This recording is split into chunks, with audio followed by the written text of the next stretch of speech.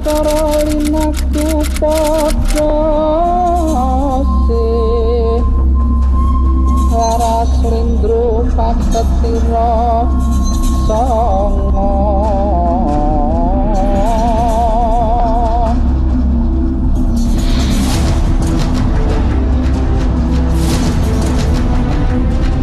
Bangsa yang besar adalah bangsa yang menghargai sejarahnya.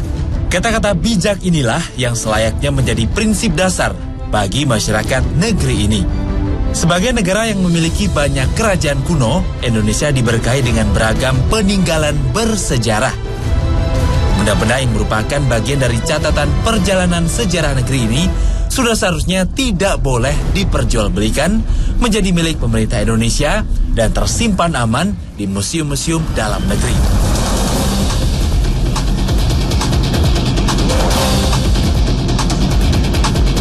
Ironisnya, kenyataan yang ada justru terjadi sebaliknya.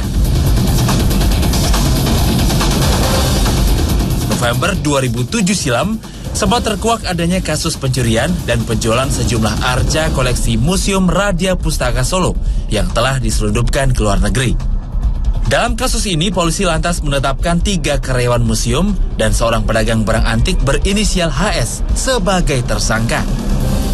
5 dari arca-arca milik Raja Pakubuwono ke-13 tersebut kemudian ditemukan pihak kepolisian di rumah pengusaha Hasyim Joyo Hadikusumo di kawasan Kemang, Jakarta Selatan. Hasyim yang merupakan seorang kolektor benda seni dan bersejarah Indonesia ini menyanggah dirinya terlibat dalam kasus tersebut. Karena menurut Hasyim, kelima arca itu justru dibelinya secara legal, lengkap dengan dokumen sertifikat aslinya seharga $100.000 Amerika Serikat dari seorang ahli benda seni di London, Inggris pada 2006 lalu. Hasyim juga mengaku memang kerap mendapatkan berbagai koleksi benda antik dari berbagai balai lelang di luar negeri, seperti di London, Amsterdam, New York, dan Hong Kong. Hal ini membuktikan harta karun kuno berharga miliaran rupiah memang menjadi incaran para kolektor luar negeri. Tak mengherankan, tawaran yang menggiurkan ini kerap menjadi sasaran empuk para penipu maupun pencari harta karun ilegal.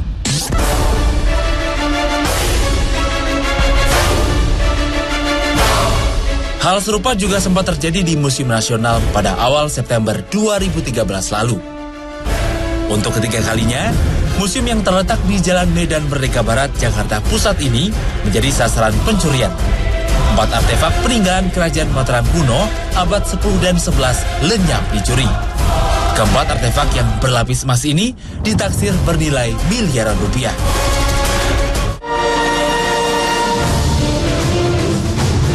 Pada kasus ini, salah satu yang sangat disayangkan adalah lemahnya sistem pengawasan di dalam museum. Kamera CCTV dinyatakan sudah tidak aktif sejak 2012, sementara sistem alarm tidak berfungsi sejak 2 bulan sebelumnya. Ironisnya bukan hanya warga sipil yang bermain licik, tetapi juga para pekerja instansi pemerintahan yang menyalahgunakan kekuasaannya demi mendapatkan keuntungan dan menjarah museum. Demi memuluskan aksinya, tidak sedikit pula barang-barang di museum sengaja ditukar dengan barang-barang palsu yang secara kasat mata hampir tidak dapat dibedakan dengan aslinya. Penjualan dan pemalsuan berbagai benda purbakala memang bukanlah fenomena asing. Kejahatan yang seolah menjadi hobi dari sejumlah oknum tidak bertanggung jawab ini sudah berlangsung lama di negeri kita. Seperti yang dilakukan Siwa misalnya. Pria yang berprofesi sebagai penadah patung bersejarah ini berkedok sebagai pemahat arca. Karena memang untuk membedakan arca asli dan duplikat diperlukan keahlian khusus. Harga beli benda purbakala dari tangan penemu hanya berkisar 3 hingga 5 juta rupiah saja. Tetapi setelah dilempar ke pasaran internasional, harganya naik hingga puluhan kali lipat. Bukan hanya menjual arca lama, ia pun menerima pesanan untuk membuat patung palsu.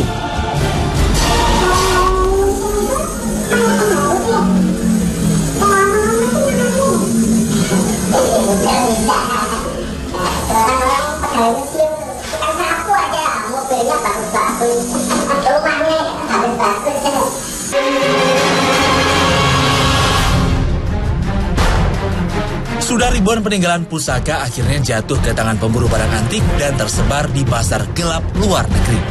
Padahal cerita di balik barang peninggalan bersejarah ini dapat menghubungkan rentang waktu antara zaman yang berbeda yang menyatukan kisah sebuah bangsa dengan keagungan para leluhurnya yang tak dapat diganti dengan uang.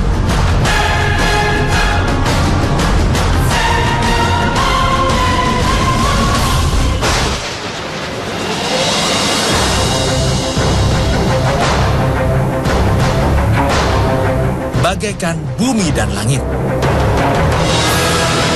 Budaya masyarakat Indonesia yang kerap kurang menghargai peninggalan bersejarahnya hingga menyebabkan raibnya benda-benda pusaka dari sejumlah museum justru berbanding terbalik dengan museum di luar negeri. Seperti di negeri Belanda misalnya. Negeri kincir angin ini justru menjunjung tinggi harga diri bangsa dan memelihara serta menghargai peninggalan sejarahnya dengan begitu ketat. Hal ini tergambar nyata di Museum Sejarah Rijksmuseum di Amsterdam, Belanda. Museum yang dibuka untuk umum pada 13 Juli 1985 ini dikenal sebagai rumah-rumah karya pelukis Belanda, Rembrandt, dan para pelukis lainnya di zaman keemasan. Museum ini memiliki sekitar 1 juta objek yang didominasi oleh lukisan dan pahatan yang mencerminkan sejarah negeri Belanda sepanjang tahun 1200 hingga 2000. Dari sisi keamanan juga tidak perlu diragukan. Tiap pengunjung yang datang harus melewati beberapa kali pemeriksaan dan pintu penjagaan dengan ketat. Para petugas penjaga juga dilengkapi dengan alat komunikasi yang terhubung langsung dengan pihak kepolisian setempat. Para penjaga juga selalu mengingatkan para pengunjung agar tidak terlalu dekat dengan benda-benda tua yang mudah rapuh.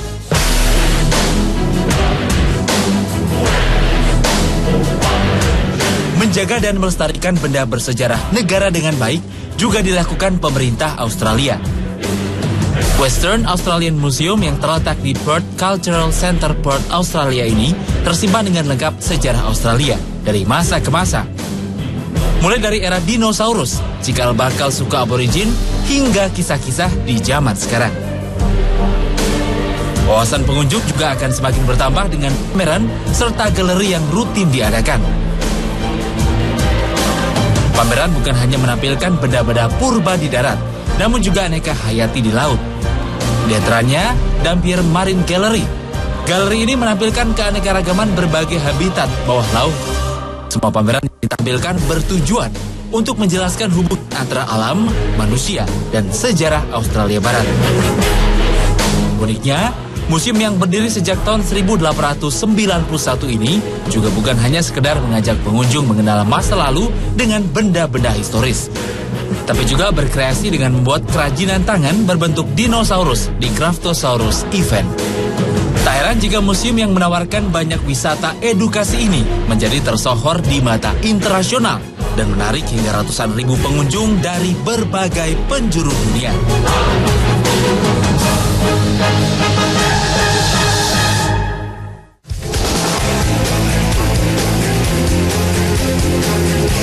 Ketat dan perlakuan khusus negara-negara di luar negeri terhadap benda-benda peninggalan sejarahnya ini sudah sepatutnya dicontoh masyarakat kita. Karena jika tidak diperlakukan khusus, dikhawatirkan dalam beberapa tahun ke depan, benda-benda bersejarah mungkin hanya dapat disaksikan di media digital atau buku referensi. Karena benda yang asli sudah tidak ada lagi, baik karena hilang atau rusak dimakan usia. Padahal benda bersejarah merupakan identitas suatu bangsa yang dapat memperkokoh negaranya.